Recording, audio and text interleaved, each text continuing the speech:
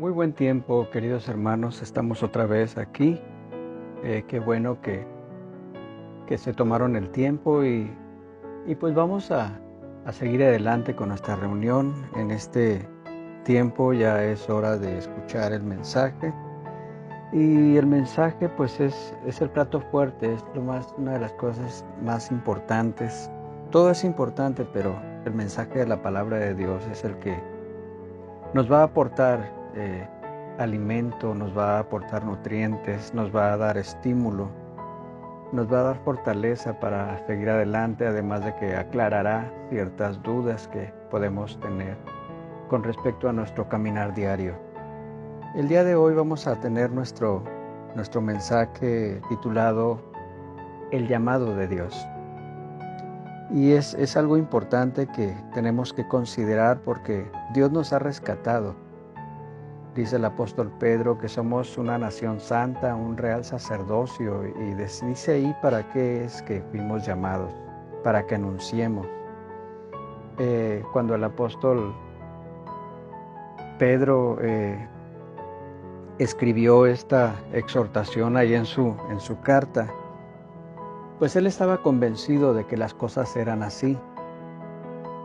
Por otro lado, tenemos también, pues con respecto al llamado, antes de que llegara el Señor Jesucristo, Él mandó ya estaba establecido que iba a haber señales, iba a haber, todo iba a ser claro. Juan Bautista, su primo, ya estaba señalado para que él fuera el último de los profetas, que iba a preparar el camino, y el mensaje de este profeta era: arrepiéntanse. Entonces nosotros tenemos que tener en claro qué significa el arrepentimiento, a qué nos lleva el pecado, cuál es la consecuencia, cuál es qué ganamos con estar llevando una vida de pecado. Nuestro pecado más grave es el rechazo a la vida gloriosa, victoriosa, generosa, maravillosa que Cristo nos invita a llevar. Hemos de tomar una decisión si queremos vivir conforme al propósito de Dios o vivir conforme al propósito del Dios de este mundo, que es Dios nos permite llevar una vida ordenada y el enemigo de nuestras almas todo lo contrario. Entonces no hay mucho que decir de esto. Vamos a orar. Padre, queremos tener claro lo que tú quieres enseñarnos hoy. Te damos gracias porque es tiempo para escuchar tu palabra. Es tiempo para ser exhortados. Es tiempo para entender cuál sea tu perfecta voluntad para nosotros. Tú nos has llamado, Dios, tú nos has escogido como un pueblo tuyo. Nos has escogido para que seamos hijos tuyos y tengamos ese privilegio. Tu palabra dice que a los tuyos viniste y los tuyos no te recibieron, pero nosotros sí te recibimos, Dios. Hemos escuchado el llamado. Vengan a mí todos los que están trabajados y cargados. Nosotros estábamos perdidos, Dios, pero escuchamos tu voz y tú nos has llamado para algo maravilloso. Nos gozamos en llamarnos tus hijos. Te pedimos, Dios, que podamos entender algo nuevo en este día y podamos gozarnos como cada día lo hacemos.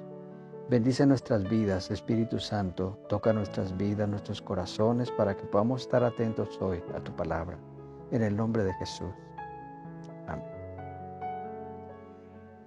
Pues bien, repito el tema de hoy, el llamado de Dios. Y vamos a ver en primer lugar la palabra que nos lleva a este título. El Señor Jesucristo, ahí en el Evangelio de Marcos, en el capítulo 1, del verso 16 al 20, dice: andando junto al mar de Galilea, vio a Simón y a Andrés su hermano, que echaban la red en el mar, porque eran pescadores. Y les dijo Jesús: vengan en pos de mí, y haré que sean pescadores de hombres. y dejando luego sus redes, le siguieron. Pasando de ahí un poco más adelante, vio a Jacobo, hijo de Zebedeo, y a Juan su hermano, también ellos en la barca, que remendaban las redes. Y luego los llamó, y dejando a su padre Zebedeo en la barca, con los jornaleros, le siguieron. Qué interesante esta palabra nos dice que Andrés y Pedro estaban pescando, estaban echando la red, y Juan y su hermano Jacobo estaban remendando las redes. Pero ellos no vacilaron. Cuando el Señor Jesucristo se acercó a ellos vinieron inmediatamente. Marcos, como ya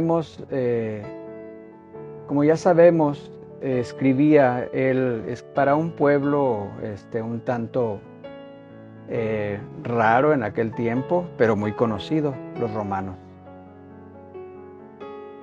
A estos 4 pescadores, antes de comenzar su ministerio público, Él los llamó, y a partir de ese momento, a lo largo de todo el Evangelio de Marcos, Jesús nunca aparecerá sin sus discípulos. Esto es muy importante por las siguientes razones. Esta historia que nos está contando Marcos está basada en un hombre que estuvo con nuestro Señor Jesucristo todo el tiempo hasta el final. Se dice que Marcos era amigo muy cercano del apóstol Pedro. Y Pedro explicó toda su experiencia y todos los sucesos, todas las actividades que se llevaron a cabo. Imaginemos la emoción con la que Pedro hablaba y cómo el gozo de Marcos al escribir. Estos cuatro hombres tenían varias cosas en común. Vivían en Capernaum. Y todos ellos eran pescadores que trabajaban en el mar de Galilea. La pesca era una industria importante en Galilea en el primer siglo.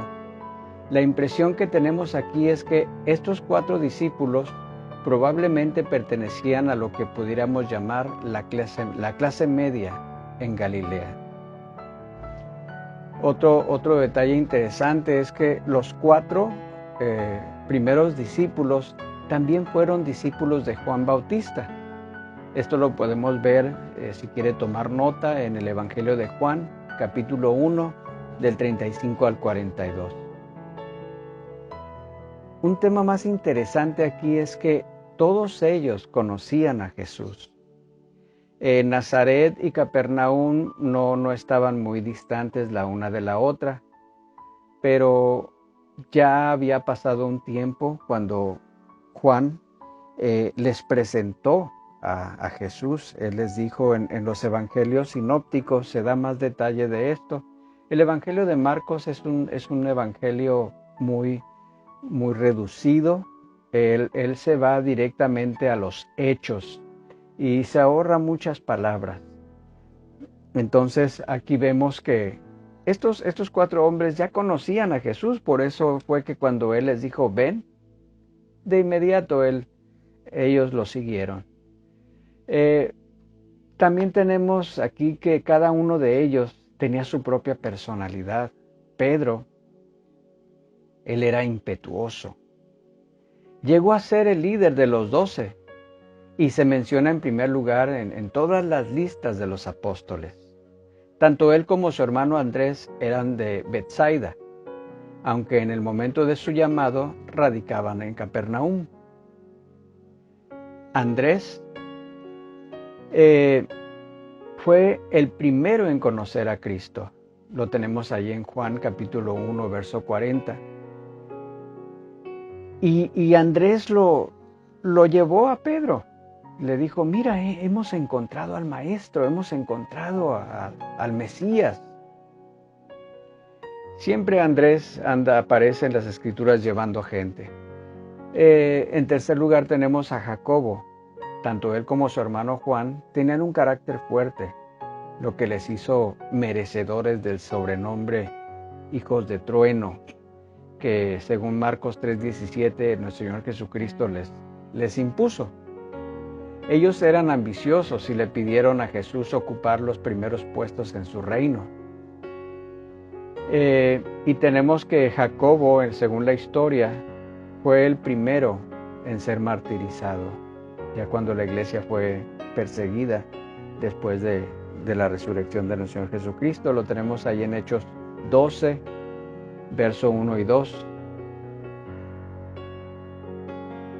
Y en cuarto lugar tenemos a Juan, el hermano de Jacobo, conocido como el discípulo amado. Quizá lo más significativo es que eran personas normales y corrientes. Cuando Jesús los eligió para ser sus discípulos y más tarde sus apóstoles, podemos decir que nadie confió tanto en personas tan normales y corrientes como Jesús. La Escritura nos dice ahí en 1 Corintios capítulo 1 del 26 al 27, dice: miren pues, hermanos, su vocación, que no son muchos sabios según la carne, ni muchos poderosos, ni muchos nobles, sino que lo necio del mundo escogió Dios para avergonzar a los sabios, y lo débil del mundo escogió Dios para avergonzar a lo fuerte. Aquí tenemos pues a estas 4 personas. Eran amigos, eran discípulos y se convirtieron en apóstoles. Debemos recordar que este no fue el primer contacto que Cristo tuvo con estos hombres. Meses antes habían acudido al llamado de Juan Bautista. Fueron bautizados por él y al parecer llegaron a ser sus discípulos. Luego Juan los presentó a Cristo y así se dio el primer contacto entre él y entre el Señor Jesucristo y estas personas. Después acompañaron a Cristo en algunas de sus viajes, incluyendo las bodas de Caná, donde presenciaron la conversión del agua en vino. Esto lo tenemos en Juan 2:11. Incluso probablemente participaron en el ministerio inicial del Señor. De modo que esto no era el primer encuentro de Jesús, sino que lo que tenemos aquí es el relato de su llamado oficial a un discipulado continuo.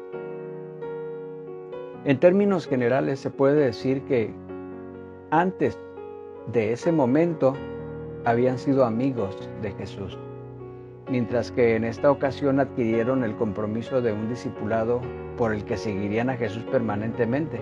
Más tarde el Señor los constituyó en apóstoles, o sea, sus enviados. Aquí tenemos una característica muy importante. Los 4 eran pescadores. Jesús no buscó a sus discípulos en las escuelas ni en el templo, sino en sus lugares de trabajo. No fue a buscar personas enclaustradas, separadas del mundo, sino a hombres que estuvieran inmersos en las responsabilidades de la vida cotidiana. Quería gente que supiera ganar su pan con el sudor de su frente. Dios nunca llama a personas ociosas. Aquí vemos a Cristo llamar a 4 pescadores que habían pasado toda la noche pescando y que ahora estaban limpiando las redes. Así había sucedido con muchos profetas. En el caso de Amós tenemos aquí la escritura, Amós 7, 14 y 15 dice: no soy profeta ni soy hijo de profeta, sino que soy boyero y recojo higos silvestres. Y Jehová me tomó de detrás del ganado y me dijo: ve y profetiza a mi pueblo Israel. Tenemos otro ejemplo, a Moisés.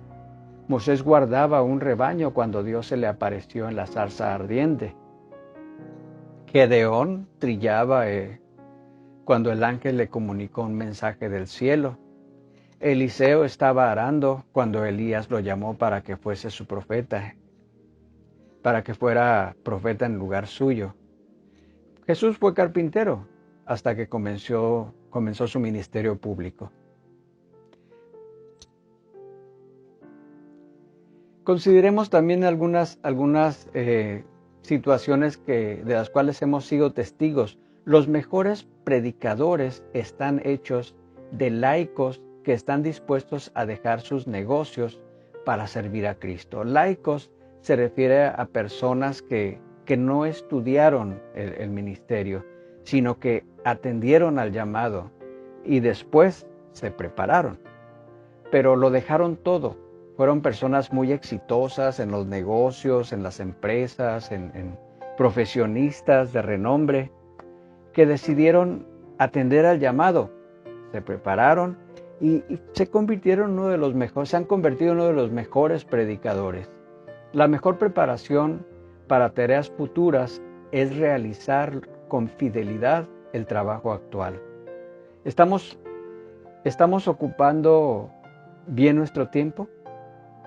¿Somos personas trabajadoras? Estas son preguntas que nos hemos de hacer cada día.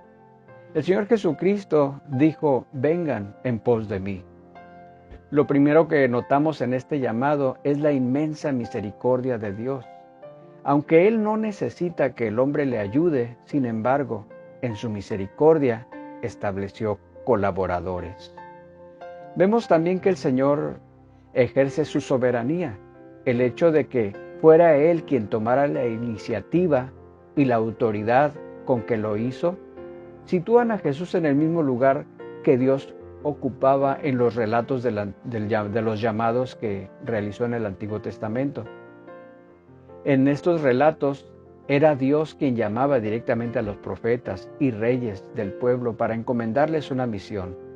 Jesús actúa de la misma manera y además pide a sus discípulos un compromiso firme, algo incondicional a su persona.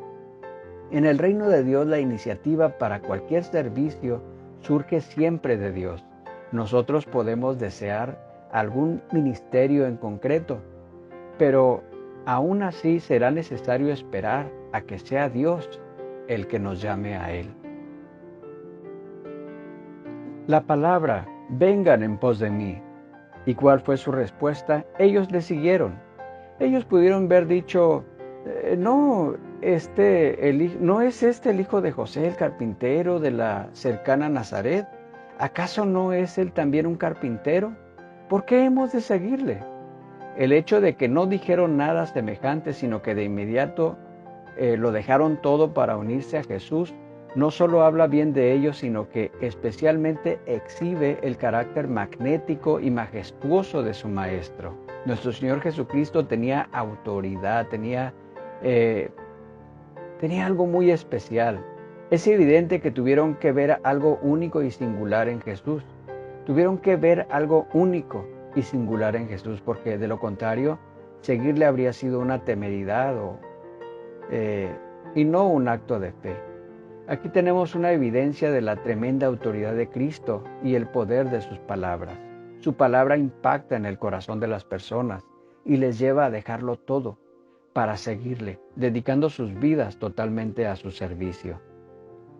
Sin duda, es una decisión que tiene mucho que ver con el trabajo. El trabajo que él hizo y el fruto de su predicación. El Bautista trabajó duro también para poder sembrar esa palabra, plantarles esa imagen. Y nuestro Señor Jesucristo, cuando fue bautizado, ellos fueron testigos cuando el cielo se abrió y el Señor Jesucristo estaba ahí en medio de los pecadores. Él estaba en representación de ti y de mí. Pero Dios salió, el Espíritu Santo salió y dio testimonio. Él es mi Hijo amado, a Él escuchen. Nuestra meta como predicadores debe ser la misma, presentar de la misma manera a Jesús, que las personas se sientan inclinadas a entregarle sus vidas. Nosotros tenemos que estar convencidos de quién es Jesús y hablarle a la gente y lo que Dios nos está ofreciendo. Confiemos que Jesús tiene algo mejor para nosotros. Ellos dejaron al instante sus redes y le siguieron, alentados por la promesa de su Señor de prepararlos para una tarea muy superior a la honrosa ocupación que ahora tenían. En lugar de pescar peces para servir a la mesa, reclutarían a los hombres para el reino de Dios. La decisión de estos hombres es recogida por el evangelista como un modelo de la actitud correcta que cualquier hombre debe tener ante el llamado de Dios. El Señor Jesucristo volteó, los miró, les dijo: vengan a mí. Ellos vinieron, lo dejaron todo, dejaron sus redes, dejaron a su Padre. Al mismo tiempo, el Señor nos quiere dejar claro que el discipulado cristiano lleva consigo un importante elemento de renuncia. Él nos llama la atención. Se mencionan las cosas que ellos dejaron: redes, barcas, instrumentos de trabajo, empleados. Son signos de su estatus laboral y control sobre otras personas. Todo lo que parece esencial para el éxito humano. Estaban dejando una situación acomodada. Cuando Pedro dice a Jesús: lo hemos dejado todo, ahí en Marcos 10:28, realmente nos consta que era mucho lo que habían dejado para seguirle. También se menciona a la familia, dejando a su padre, Zebedeo. Dios nos quiere enseñar un principio importante. Aunque su salvación es gratuita, el discipulado y el servicio al Señor es costoso. El llamado implica vivir para otro. En el caso de estos discípulos, era una invitación a dejar un trabajo conocido por otro desconocido, un proyecto personal centrado en sus propias necesidades y las de los suyos, por otro, en el que tendrían que hacerse responsables de la vida de los demás hombres. No es posible seguir al Señor sin abandonar nuestros propios planes y deseos. El llamamiento de Jesús viene todavía a aquellos que están en sus trabajos diarios. Les reclama su lealtad para cumplir la misión de Dios en el mundo. Algunas veces el llamamiento requiere que dejemos nuestro trabajo secular y que sigamos al Señor Jesucristo. Para la mayoría, Él nos ha llamado para encontrarlo en medio de nuestro trabajo y seguirlo ahí. Qué bueno que tengamos esa bendición de poderlo seguir a través de nuestro trabajo cotidiano. Una vez que los discípulos aceptaron seguir a Jesús, ellos tenían que estar atentos a las enseñanzas. Jesús los estaba llamando para un propósito y ellos tenían que ser entrenados, ellos tenían que ser capacitados, ellos tenían que estar siempre atentos. Si estamos distraídos en otras cosas y vamos a la escuela, no vamos a aprender nada. Por esto es importante que decidamos si hemos de estudiar o hemos de dejar las cosas como están. A partir del momento del llamado de estas personas, su formación consistía en caminar detrás de una persona, la persona de Jesús. Fueron llamados a estar permanentemente con Él, compartiendo su vida y visión. Por esa razón, en bastantes ocasiones, Jesús se retira de la multitud para estar a solas con ellos. La formación se llevaba a cabo en aquellos lugares que conformaban su vida cotidiana: la casa, la sinagoga, el trabajo, el camino, junto al mar, en la barca. Por supuesto, no se trataba de una formación donde el énfasis estaba únicamente en lo académico, sino que quería inculcar en ellos un estilo de vida. Había una misión que cumplir. En primer lugar, Jesús les dijo: haré que sean pescadores de hombres. Lo que el Señor pretendía era conservar su personalidad y oficio, pero santificados con metas más altas y gloriosas. Pensemos en Pedro como el gran evangelista en el día de Pentecostés, cuando 3,000 personas se convirtieron después de una predicación suya.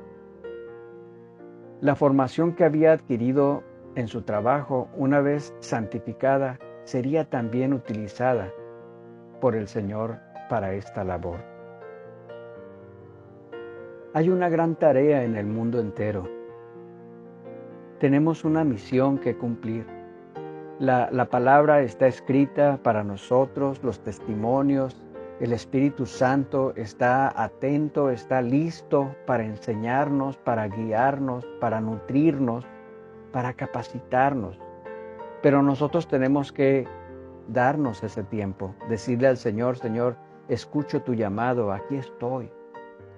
Aunque tengamos que dejar muchas cosas para servir a Dios, Él se encarga de recompensarnos.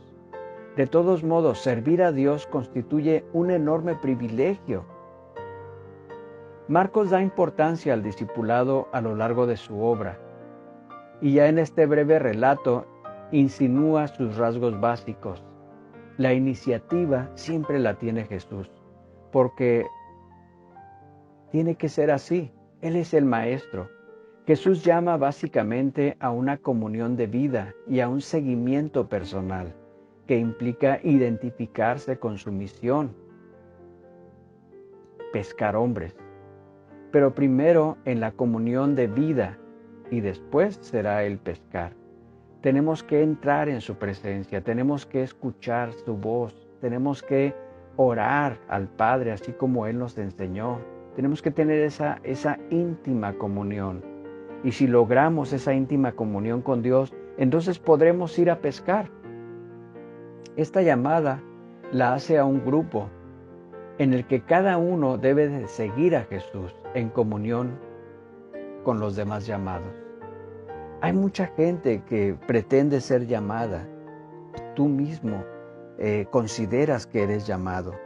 Pero ¿qué tanto te has preparado? ¿Qué tanto has escuchado al Maestro? ¿Has escuchado tal vez más tu corazón que el corazón de Dios?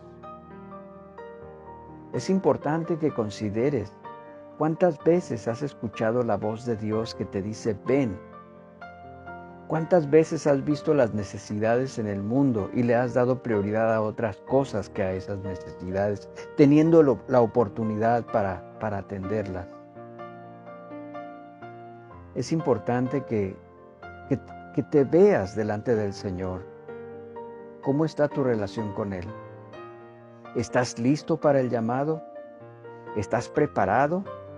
Dice la palabra que tenemos que presentarnos delante de Él como varones aprobados, con pleno conocimiento de la palabra, de la doctrina, de la fe. Tenemos que enseñarle al hombre pecador cuáles son las consecuencias, cuál es la ventaja de vivir una vida conforme al propósito de Dios. ¿Qué significa rechazar a Jesús?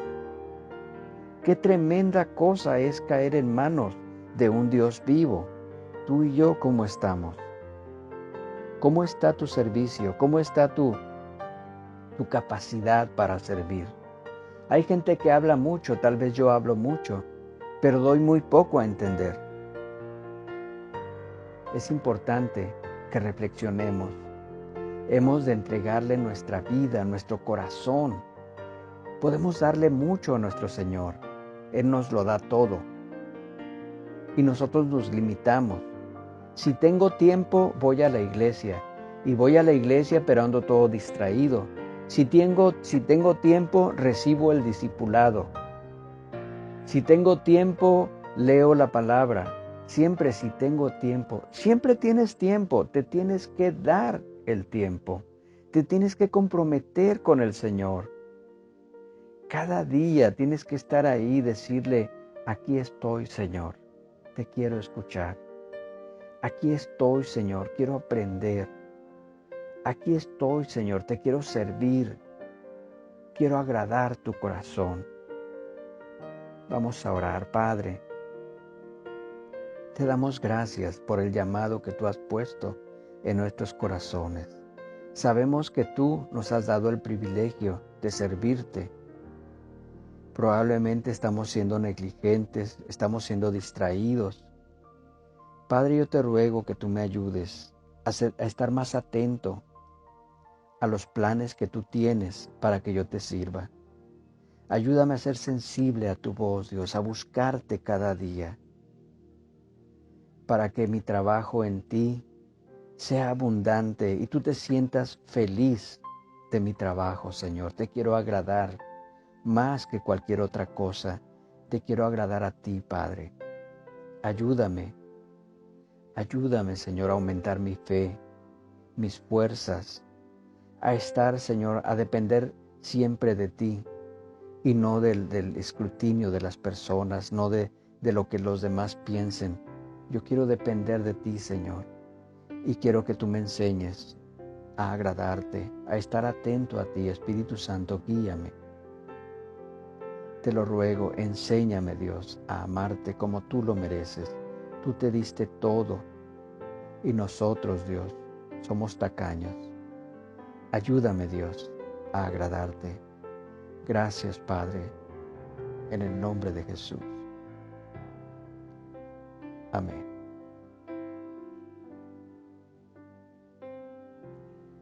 El Señor siga bendiciendo sus vidas. Consideren su servicio, consideren su llamado. Gócense porque Dios viene pronto. Él está contigo y te bendice. Gloria al Señor.